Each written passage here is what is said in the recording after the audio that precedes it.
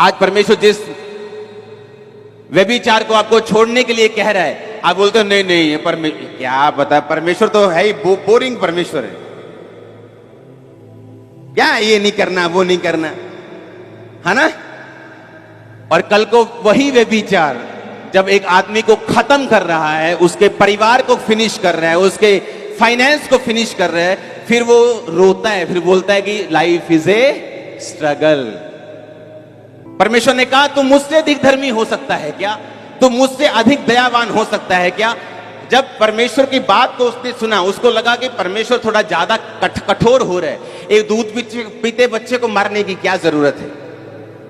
लेकिन परमेश्वर जानता था कि जिस वंश को तू छोड़ रहा है वही वंश तेरे सामने खड़ा होगा और वही तुझे मार देगा।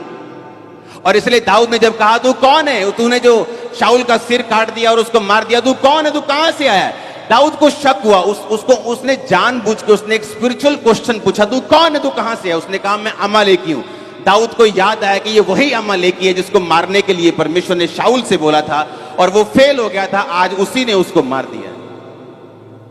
आज वही ड्रामा सीरियल जो परमेश्वर देखने के लिए मना करता है, 4 साल बाद जब वही ड्रामा घर में शुरू होता है तो दुखी होते लोग। आप मेरी बात समझ रहे कि नहीं। अगर परमेश्वर आपको कोई चीज करने के लिए बोलता है तो आप परमेश्वर से ज्यादा समझदार बनने की कोशिश मत करो, आप परमेश्वर से ज्यादा धर्मी बनने की कोशिश मत करो, आप परमेश्वर से ज्यादा ताकतवर बनने की, समझदार बनने की कोशिश मत करो। जो परमेश्वर का वचन कहता है हमें वो करना है।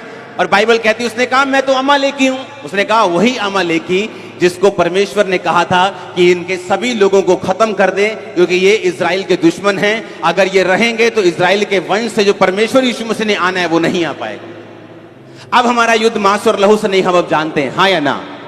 लेकिन तब परमेश्वर इजराइल को वंश को बचाने के लिए कि यीशु मसीह धरती पे आ सके, उनको अलग अलग तरह से हुक्म और आज्ञाएं देते थे, उनको अलग अलग तरह से बचाते थे। ये परमेश्वर की मर्जी थी उनकी जिंदगियों में। लेकिन जब इंसान परमेश्वर के काम को, उसके वचन को समझने में अपनी दिमागी बुद्धि का प्रयोग करता है और फेल हो जाता है, लेकिन आने वाले समय में उसे मालूम होता है ओहो परमेश्वर ने तो मुझसे ये कहा था लेकिन मैं ही करने में इसे फेल हो गया। हालेलुया। जब मैं